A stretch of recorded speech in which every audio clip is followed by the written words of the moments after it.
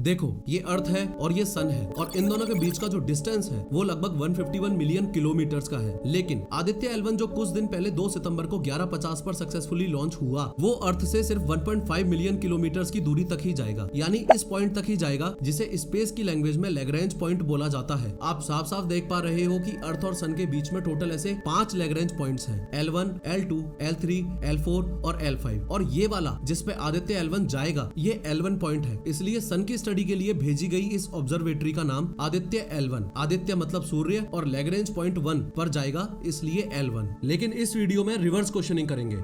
Aditya L1 को space में क्यों भेजा गया, ये भूल जाओ। क्यों ना ये समझा जाए कि इसरो का आदित्य L1 प्रोजेक्ट अगर एग्जिस्ट ही ना करता तो सन को स्टडी करने से रिलेटेड ऐसी क्या क्या ऑब्जर्वेशंस होती जो हम मिस कर जाते। एंड मोर ओवर, क्या ये ऑब्जर्वेशंस मानवता के लिए सच में मायने रखती हैं? मीनिंग, इसरो के लेटेस्ट स्पेस मिशंस के अराउंड होने वाली जियोपॉलिटिक्स प्लस ये सोशल मीडिया में चल रही #ProudOfISRO वाली लहर अपनी जगह पे सही है और होनी भी चाहिए, क्योंकि स्पेस नासा के बाप का थोड़ी है। लेकिन इस आदित्य L1 मिशन की टेक्निकलिटीज एंड साइंटिफिक इंपोर्टेंस अगर आपको पता हो तो 4 लोगों के बीच आदित्य L1 के बारे में बोलते वक्त दूसरों को आपकी बातों में एक वजन महसूस होगा। और यही आज की वीडियो का मकसद है, क्योंकि दिक्कत ये है कि हमको जो बचपन से पढ़ाया गया है उसके मुताबिक ये सन है, ये अर्थ है, और सनलाइट की मदद से, सोलर एनर्जी की मदद से और सोलर ग्रेविटेशनल पुल की मदद से अर्थ पर लाइफ सस्टेन हो पाती है। लेकिन पूरी असलियत कुछ और ही है। बात 1 सितंबर 1859 की है। सब कुछ नॉर्मल था, लोग अपनी आम जिंदगी जी रहे थे, रोजाना की तरह कामकाज कर रहे थे। लेकिन अचानक कुछ ऐसा हुआ कि लोगों के पैरों के नीचे से जमीन खिसक गई और उन्हें लगने लगा कि ये इस दुनिया का अंत है। इस इवेंट को कैरिंगटन इवेंट बोला जाता है और उस दिन सन से निकले हुए बहुत ज्यादा पावरफुल जियोमैग्नेटिक स्टॉर्म ने अर्थ को हिट किया था। लोगों को ये कैरिंगटन इवेंट दुनिया का अंत इसलिए लगने लगा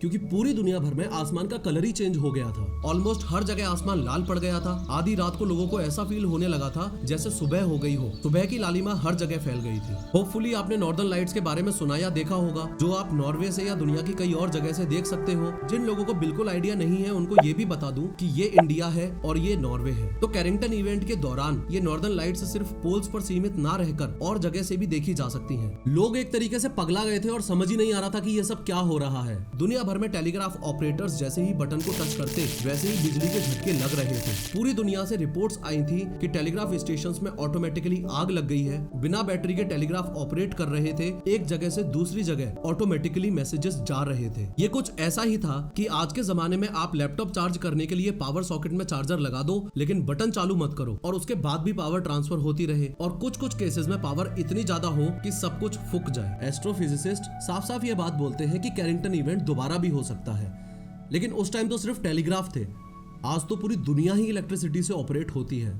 आज के दिन अगर कैरिंगटन इवेंट जैसा कुछ हुआ तो जो $100 ऑफ ट्रिलियंस ऑफ डॉलर्स का नुकसान होगा वो अलग, और वापस सारे इलेक्ट्रिक ग्रिड स्टेशंस को बिल्ट अप करने में जो 4 से 6 साल लगेंगे वो अलग। लेकिन 2 जरूरी सवाल, सबसे पहला तो ये कि कैरिंगटन इवेंट हुआ ही क्यों, और दूसरा सवाल जियोमैग्नेटिक स्टॉर्म जिसने 1859 में अर्थ को हिट किया था वो एग्जैक्टली क्या है, और आदित्य L1 इन सारी चीजों से कनेक्टेड कैसे है। ध्यान से समझो। अपने घर की बालकनी में खड़े होकर देखने पर ये जो शांत सा, क्यूट सा, गोल मटोल सोर्स ऑफ लाइट यानी सन आप देख रहे हो, इसे ही अगर पास में जाकर देखा जाए तो ये आग का धधकता हुआ गोला है। सन को धरती से देखने पर ऐसा लग रहा है जैसे बेचारा कितना शांत स्वभाव का है। लेकिन अब स्पेस में आ जाते हैं और आदित्य L1 की इंपोर्टेंस को एकदम फंडामेंटली स्टेप बाय स्टेप समझते हैं। देखो, ये जो सन की सबसे आउटर लेयर है इसको बोला जाता है कोरोना। इसके नीचे वाली लेयर है क्रोमोस्फियर, उसके नीचे वाली लेयर है फोटोस्फियर, और सबसे सेंटर में ये जो सन का पार्ट है इसे बोला जाता है कोर। ये इतना ज्यादा गर्म है, इतना ज्यादा गर्म है कि कोर में इसका टेम्परेचर है 1,50,00,000 डिग्री सेल्सियस। बेसिक रेफरेंस के लिए आपको याद दिला दूं कि सिर्फ 50 डिग्री सेल्सियस की धूप में खड़ा होना हमारे लिए मुश्किल हो जाता है, और सिर्फ 100 डिग्री सेल्सियस पर पानी उबलकर भाप बन जाता है। अब इमेजिन करो 1,50,00,000 डिग्री सेल्सियस। सिमिलरली इसके कोर में हो रहे केमिकल रिएक्शंस के चलते साइंटिस्ट इसे नेचुरल न्यूक्लियर रिएक्टर बुलाते हैं, और इन सारे फिनोमेना के चलते जो मैग्नेटिक फील्ड जनरेट होता है वो सन की आउटर लेयर्स को भी इंपैक्ट करता है। As a result of which CMEs, solar flares और सोलर विंड्स जनरेट होती हैं। अपनी स्क्रीन पर साफ साफ आप ये एक सोलर फ्लेयर देख पा रहे हो। इसका साइज अर्थ से भी कई गुना बड़ा हो सकता है, और कोई दिक्कत नहीं थी अगर ये सन सोलर स्टॉर्म्स अपने से दूर ना फेंकता तो। लेकिन दिक्कत वाली बात ही ये है कि सन समय समय पर स्पेस में सोलर स्टॉर्म्स लगातार फेंकता रहता है। पर इंपॉर्टेंट क्वेश्चन तो ये भी है कि अगर सन सोलर स्टॉर्म या जियोमैग्नेटिक स्टॉर्म स्टोन्स को समय समय पर धरती पर फेंकता रहता है, तो हम अभी तक जिंदा कैसे हैं? अभी तक जल के भस्म क्यों नहीं हुए? और इसका आंसर है अर्थ का मैग्नेटोस्फीयर। 3D एनिमेशन की मदद से ध्यान से समझो कि कैसे ये सोलर स्टॉर्म्स पूरे स्पेस वेदर को इम्पैक्ट करते हुए और धधकते हुए पृथ्वी की ओर बढ़ रहे, और कैसे अर्थ का मैग्नेटोस्फीयर या दूसरे शब्दों में कहूँ तो अर्थ का मैग्नेटिक फील्ड एक प्रोटेक्टिव लेयर बनाकर हमको सुरक्षित रखता है। लेकिन जब कैरिंगटन इवेंट हुआ तब ये मैग्नेटोस्फीयर कहाँ था? उस समय अर्थ के मैग्नेटिक फील्ड ने और एटमॉस्फेयर ने अर्थ को प्रोटेक्ट क्यों नहीं किया? देखो, जितने भी सोलर स्टॉर्म्स या जियोमैग्नेटिक स्टॉर्म्स सूर्य स्पेस वेदर में फेंकता है, सबकी इंटेंसिटी सेम नहीं होती। जो 1859 में आया वैसा आज तक नहीं आया, वो इंसेनली पावरफुल था। और दूसरा इंपॉर्टेंट फैक्टर है लोकेशन का। उस समय सोलर सिस्टम में सन अर्थ की लोकेशन कुछ ऐसी थी कि इम्पैक्ट हद से ज्यादा हुआ। अब ये मैग्नेटोस्फीयर या अर्थ का मैग्नेटिक फील्ड हमको सोलर स्टॉर्म से बचाने में तो बहुत पॉजिटिव रोल प्ले कर रहा है, लेकिन आदित्य L1 के केस में यही मैग्नेटोस्फीयर काफी नेगेटिव रोल प्ले कर रहा था। ध्यान से समझो कैसे। बात जनवरी 2008 की है। आदित्य L1 मिशन को उस समय सिर्फ आदित्य नामक एक्सपेरिमेंटल मिशन के रूप में सोचा गया था और सिर्फ 3 करोड़ रुपए का बजट इसके लिए डिसाइड किया गया था। इनिशियली ये सोचा गया था कि इसको LEO यानी लो अर्थ ऑर्बिट में लॉन्च किया जाएगा और ये पृथ्वी के चारों तरफ घूमते घूमते ही सन को स्टडी करेगा। तो ये मैग्नेटोस्फीयर ओल्ड आदित्य मिशन को इम्पैक्ट इसलिए करता क्योंकि सन को बेस्ट वे में स्टडी करने के लिए जो कुछ इसको चाहिए था वो सब तो अर्थ का मैग्नेटिक फील्ड पहले ही रोक लेता। लेकिन आज का जो आदित्य L1 मिशन है वो इस मामले में बहुत ज्यादा स्पेशल है।